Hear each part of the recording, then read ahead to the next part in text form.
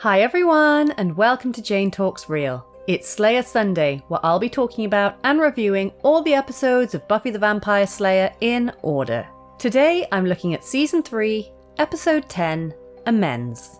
We begin the episode with, for fuck's sake, a flashback! Ugh, I don't care! Some dude is rushing through Ireland in the 1800s when he's grabbed by Angel, who thinks it's funny when Daniel here prays for his life, but it did him no good. And Angel wakes up and it's Christmas! Nice hair, Buffy. They have a super awkward conversation and, hey Daniel, what are you doing here? Too late, mate. I've already added you to the death count. And into the credits we go. Buffy tells the others about Angel's weird behaviour, but what happened to your hair, Buffy? Where is your fringe gone? They discuss their lack of plans for the holidays and Cordelia makes a remark before heading to Aspen. That's all we'll see of her this episode.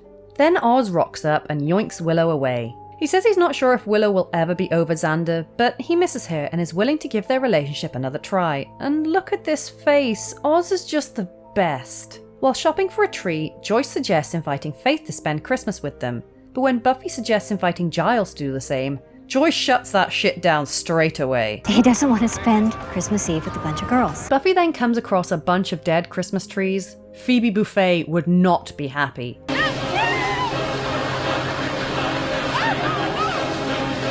And what's happening now? Ugh.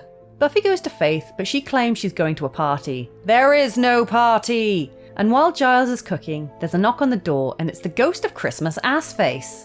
Giles is amused by his guest and even more so by Angel's request for help. So here's a crossbow for you. And Giles invites him in. Angel wants to know why he was returned to Earth. I should be in a demon dimension suffering an eternity of torture.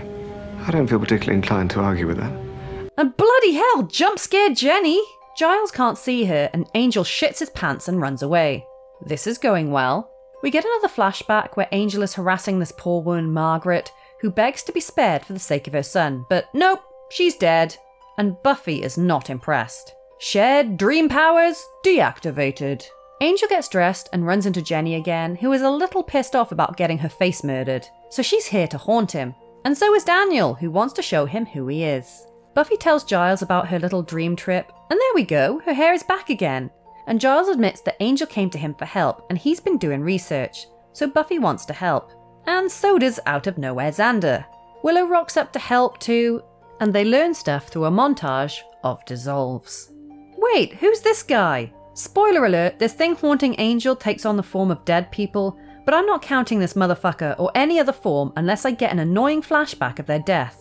Oh hey Margaret, don't worry, I've already counted you, so we're all square. Angel tries to plead that he couldn't be held responsible for his kills, but Jenny Margaret mocks him for what he was like as a human, and Angel goes a bit cuckoo. Hold up, why is this thing touching him? Spoiler alert, it can't touch anyone. Jenny tells him that he's destined to be a murderous dickhole, but where have you been, lady? We're well into Season 3 now. Asshole Angel is Season 2. Buffy falls asleep researching and Dream makes out with Angel. They have sexy times, with some dude watching them, and Angel bites them both awake again. Jenny tells Angel that the reason he was brought back was to kill Buffy. Wonderful. And Giles tells Buffy that a power known as the First what? Evil. could have the power to have brought Angel back. Buffy notes the demon thingy she saw in Angel's dream, and Giles explains they're called the Bringers. Basically, the first evil henchmen. So now she has something to fight. Buffy and Xander go to Willie for information, and he tells them that the nasties that live underground have been clearing out the past couple of days, so that's probably where the Bringers are hanging out, and he even wishes her Merry Christmas. Aww. Buffy thinks that underground is too vague to be helpful, but I'm sat here yelling, hello, dead Christmas trees? But they don't reach that conclusion yet.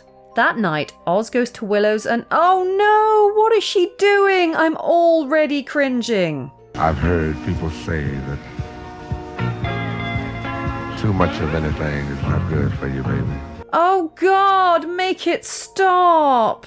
Willow straight up says she wants to get on that D, but Oz gently turns her down because she's not doing it for the right reasons, but they do have a little kiss. Joyce and Buffy are at home doing the Christmas thing, when Faith shows up bearing gifts, and when Buffy goes upstairs to get hers, Angel appears all frantic and babbly and jumps out of the window. Buffy rushes to Giles for help. I think we're losing him. But he reminds her that if Angel becomes dangerous, then she's gonna have to dust his ass. Angel, meanwhile, says he'd rather die than hurt Buffy, but Jenny doesn't think he's got it in him to kill himself. I don't need strength. I just need the sun to rise. And he heads out. Giles reads a passage about the Bringers, and Buffy finally gets to the Christmas tree conclusion and hacks her way underground. She interrupts the Bringers' D&D sesh, and why does it have to be so dark? This is going to be a nightmare. I don't see any fatalities in the quick skirmish, and Buffy is faced with Jenny. I am the thing the darkness fears. Buffy goes to the mansion looking for Angel, and then somehow magically she locates him on Kingsman's Bluff. And sorry, Sunnydale is huge. There is no way she would have found him. Buffy begs him to get indoors, but he says he's a monster and always will be, because when the First told him to kill Buffy, he wanted to. I'm weak. I've never been anything else. It's not the demon in me that needs killing, Buffy. It's the man. Buffy says he can fight it, he can beat the First, but if he chooses to die, then he's a monster. But Angel argues that she doesn't understand how truly terrible he really is, and they fight. Am I a thing worth saving, huh? Am I a righteous man? Buffy yell cries at him. I know everything that you did because you did it to me. She tells him it would be easier if he were dead, but things aren't easy and he needs to keep fighting. Then it starts to snow, despite the characters bitching about how hot it was this entire episode, and this Christmas miracle is seen across town and... Wait, hold up. Angel said the sun would rise in a few minutes, and sunrise in California in December is just before 7 AM. So why is everyone, especially Giles, fully clothed? Did no one go to sleep? Get in their PJs? Nothing? An expositional TV says the sun is not going to come up at all today. I don't think that's how the sun works. And what's with these shoes? Okay, this episode is alright. I mean, it gives us some important information about the First and hints at the powers that be, both who will come into play in Buffy and Angel. But essentially, it's 45 minutes of Angel being mopey. Maybe I'm just grumpy because I'm having to write a script about Christmas in the middle of summer, but I just really don't care about Angel's drama. And speaking of, the end scene is a bit too overdramatic for my taste, akin to the repeated argument in I Only Have Eyes for You. And while the acting is great as usual, the scene goes back and forth for a little too long, only for the snow to convince Angel not to burst into flames. Seems a bit hokey to me. The Willow and Oz scene was so cringe, and that, along with the Angel story, could have definitely benefited from Amends being episode 11 or 12 of the season, to give the events of Lover's Walk time to breathe, because all we've had in between is The Wish, which this universe's characters wouldn't have been affected by. I'm glad Oz forgave Willow, even though it was a bit premature, because it really does fit with his character to have some time to process and then to be the mature one. Even though the scene was so much cringe, Oz once again showed his obvious love for Willow by not allowing her to push their relationship faster than it needs to go. Xander was an odd one. His I'm wanting to help Angel stance seemed forced as a plot device just to give him something to do. Maybe he should have been the one to talk Angel out of a fiery death. That would have been a nice full circle moment. Once again, Giles was standout in this one, showing his pain and resentment still over what Angel did. But no matter what, he will always help out those who need it most, because he was already researching for Angel before Buffy even knew he needed help. This was the last appearance of Robbie Lamort, and I kind of feel bad for her, because she's apparently a very religious person, and didn't appreciate having to portray what was essentially Satan. That's awkward.